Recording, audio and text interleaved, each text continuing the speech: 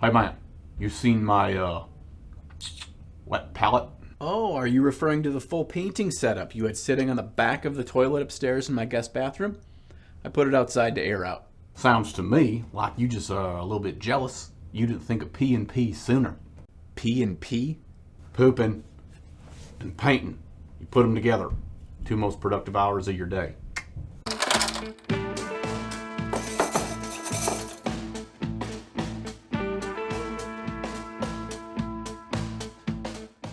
Hey again and welcome back, everybody. You know, the question I seem to get more often than any other is, John, what is it that I should spend most of my time focusing on in miniature painting in order to improve fastest? Unfortunately, that's not a question with a simple answer. But if you were to force me to pick one thing that really is worth your time and energy to improve on and make you get better much quicker, that would be blending. Blending your paints together to create a smooth transition of color from light to dark is one of the hallmarks of what makes a well-painted miniature.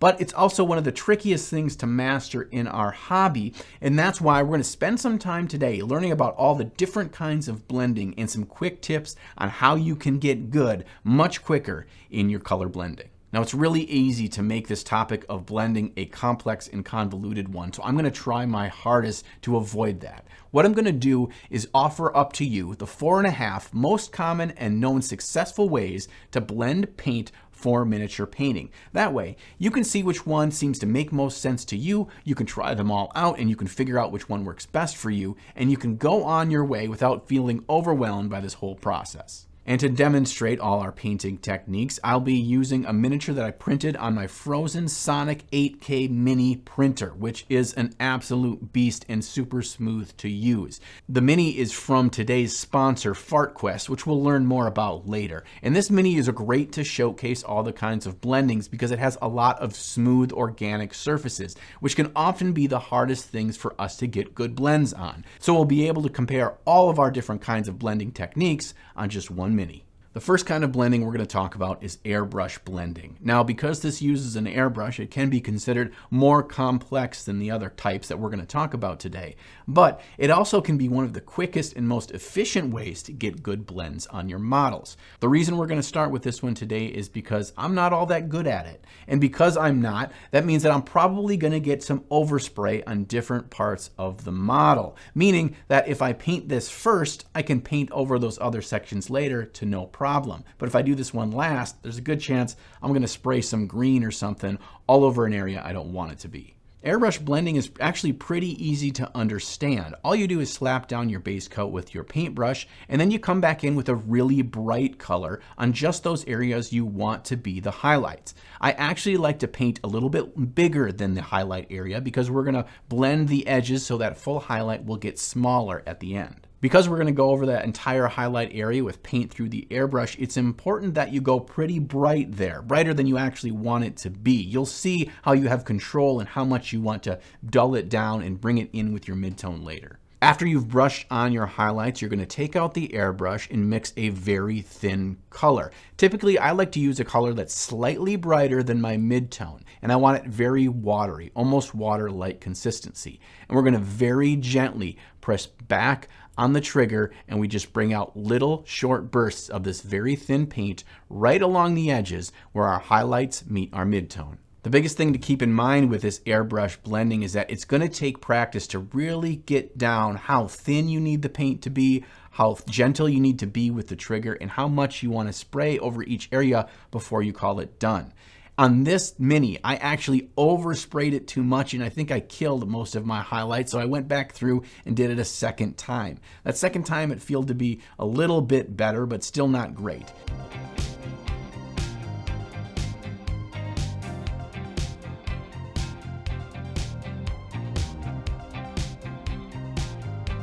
And I actually went through a third time with a Games Workshop shade through the airbrush to try to tint things to give us more control over those highlights and midtones.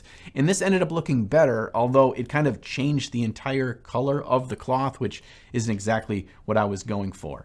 And again, this is the form of blending I'm least familiar with. But one thing I did learn pretty quickly while painting this mini is it didn't take me very long to make a mistake, retry it, bring out the airbrush again, spray some more, see if I like it, put on more highlights, do it again. It was all really fast. So you have more time to deal with error and trying again and trying something different and really not feel like you have to spend hours and hours working on a blend to figure out if it's what you like or don't. The next blending technique we're going to talk about is known as layering. Now, layering is typically the painting technique that most of us start with, but that doesn't mean that it's the easiest or that it's the one that we should move on from. The thing is, layering has got a lot of nuance to it, and there's a lot of really important tips to keep in mind to get better at layering, and we're going to talk about those. The first tip I want to talk about when it comes to layering is mixing your paints. I very rarely go from one paint in one bottle to the next paint in the next bottle without mixing them at least 50-50 first. This way I get a nice smooth transition from one color to the next. If I go from a bright red to a bright orange, it's very hard to make that transition nice and smooth between those two colors with layering. The next important tip for layering is paint consistency. We often think that when we're layering up highlights brighter and brighter, we should use the same paint consistency that we used for our base coat, 2 thin coats. When in fact, that's going to make your job so much harder and you're going to struggle to get nice smooth transitions when you layer up your paint that way. Instead, thin the paint down quite a bit more. Not so thin that you actually can see through it, but it needs to be nice and watery because we're going to be building up really faint layers over layers over layers to get a nice smooth transition from color to color. So each time you're building up a new color with layering, you're going to do it over 3 or 4 passes. And each of those passes shouldn't cover the exact same portion of the model. If you do that, you're actually just building up more paint on paint, which will become fully opaque, and you'll have a nice hard line between the old color and the new color, which isn't blending. That will just show you the steps of the process. Instead, what I do is as I do my 3 or 4 layers, each of those layers covers slightly less and less space. I always start my brush stroke in the darkest area of the model I want that color to be and end my brush stroke in the brightest area. Because when we lift up our paintbrush, the most paint pigment is deposited. So that's going to be the brightest area if we're building up a brighter color. So you always want to start in your dark areas, end in your bright areas, and repeat. I feel like I talk about a brush stroke and where to start a stroke and end a stroke in just about every video because quite frankly, it's one of those things that's so stinking important. And when I realized how important it was, it completely changed how I painted. And actually, I felt like I got so much better so quick. So don't just take that as me saying some gobbledygook before I move on to the next topic.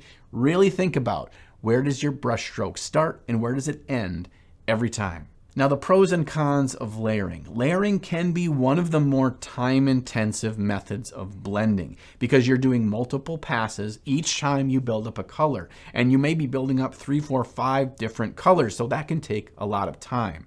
So time is our negative. What's our positive though?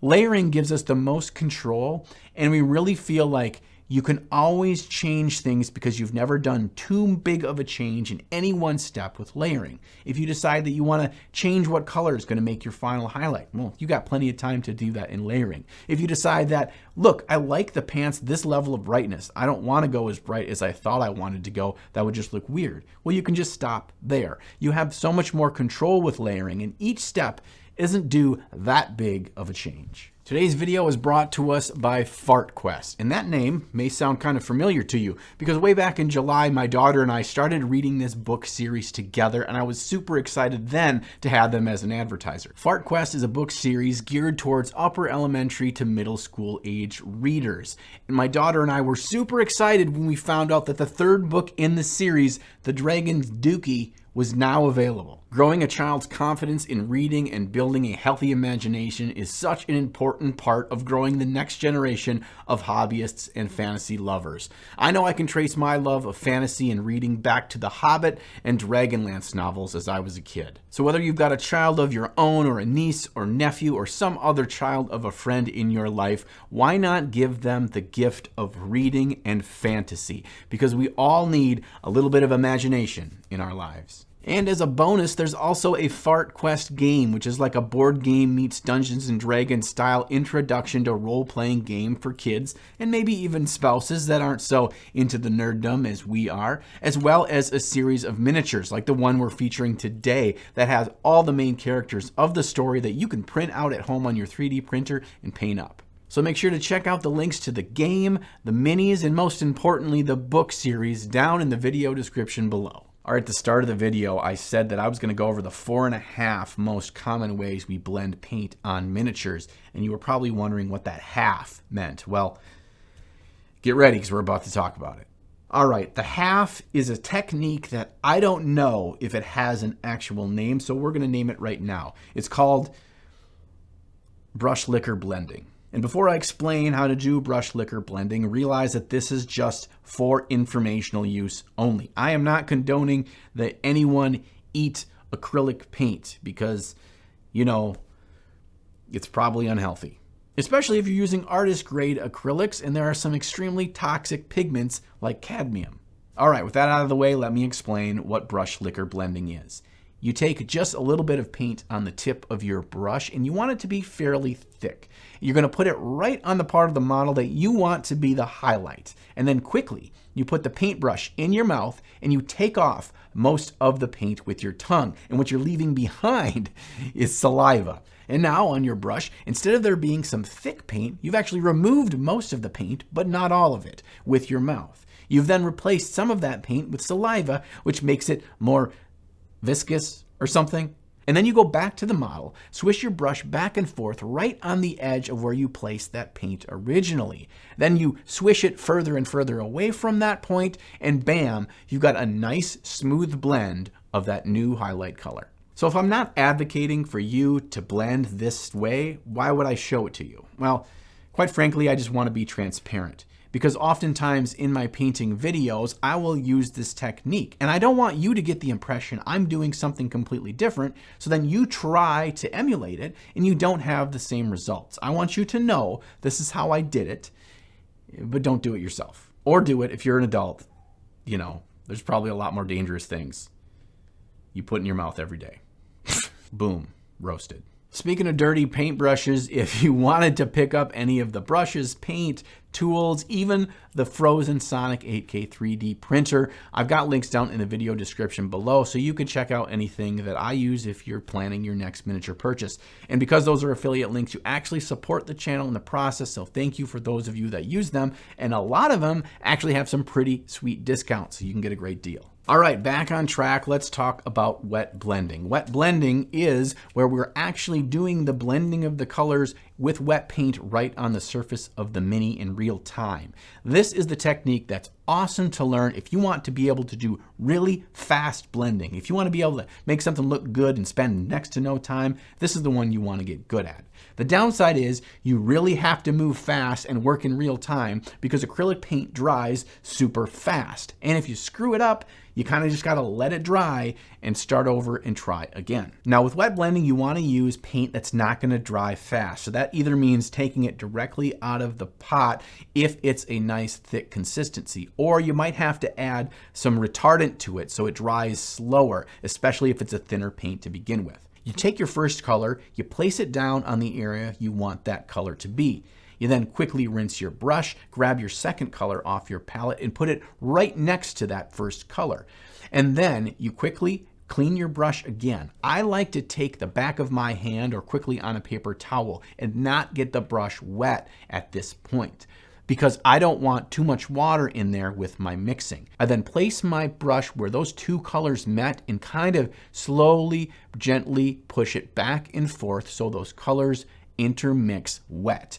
Now you can then pull your brush towards you while you're continuing that swishing motion, or push it away from you with that swishing motion, as long as you're working parallel to that line where the two paints met. This way you create a nice smooth transition.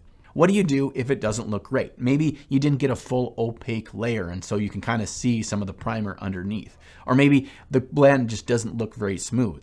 Well, all you do is you go back and repeat the process again. The good thing is you have that base blend, even if it's not perfect, underneath. And each blend you do on top will actually further give you a smoother and nicer blend. So don't feel like you have to do this right the first time or you're going to screw it up for good. I'm hoping by now you're not completely overwhelmed by this. I'm purposely not giving you a whole ton of details and do's and don'ts for each of these techniques. Why? Because the most important thing is that you try them and you figure out what works or what doesn't work for you. Each of us will go about something slightly differently based on what's comfortable for us or what works better for us than other people. So by me trying to narrow you in and kind of put rails on how you should or shouldn't do something is not going to help you. I just want you to feel confident enough to understand the basics so you can actually go and do it. All right, enough of the pep talk. Let's go on to the next one, which is feathering. The good thing is we just learned how to do wet blending. And if you know how to do wet blending, then you know how to do feathering and kind of vice versa. So these are two great techniques that once you learn one, the other one is really simple to do. With wet blending, we put down two different colors right next to each other and then blended them together while the paint was still wet. With feathering, we're only putting down one color. We're then quickly cleaning our brush, getting most of the moisture off it, and then putting this small layer of water right next to where we put the paint. We're then swishing our brush into that paint and then continuing to swoosh as we pull it back towards us through that slight layer of water that we just laid down. The paint will get fainter and fainter as we pull further and further away from that base color. And boom, you've feathered a color from fully opaque down to transparent in next to no time. Again, just like wet blending, if it's not perfectly smooth blend the first time, wait for it to dry and go back and do it again. Over a couple of passes, you'll get that nice smooth transition you're looking for. The final form of blending we're going to talk about today is glazing, and I specifically left this one for last because it pairs so well with each of the other kinds of blending that we talked about today. At its core, glazing works very similarly to layering of paint. The major difference is we've thinned the paint down so much so it's more like dirty paint water. Now, how thin you bring it down will determine how much of an impact that glaze layer will have, so you'll have to experiment with that on your own to see the difference between a very, very faint glaze and a heavier glaze. Now, if you were trying to blend with strictly glazing, it will take you so stinking long to achieve because glazing is using super, super thin paint and very little pigment is actually being deposited on the model. But why I think glazing is so great is because it deals with every imperfection that the other painting techniques we talked about earlier left behind. Did your layers leave just a little bit of a layer line between them? Well, if you went back through and glazed down into the midtone with that very thin midtone, you will slowly erase those lines. If you're wet blending and you had an area that seemed like it's a little bit scratchy here and not very smooth, you could glaze down with that dark blue that was in the darker color and you can slowly erase those lines. An important tip that I use with glazing is I like to use glazing for darker colors and more saturated colors. But when it comes to brighter colors, colors that have more white pigment in them, I like to use techniques that have a thicker paint. Because when they are thinned way down, paints with whiter pigments tend to get chalkier and grainier. And so I like to start with something like wet blending or layering to build from a mid-tone up to my highlights. And then I go back through with a darker or more saturated color for my glazing to build in my shadows and richness across the piece. So there we have it. Those are the 4.5 most common ways that we can do blending with acrylic paint on our miniatures. And the last thing I'm going to show you is a struggle that I had with painting the eyeballs on this miniature. And while we watch this struggle, I'd like to take a second to give a huge thank you to all of the patrons that make each and every one of my videos possible.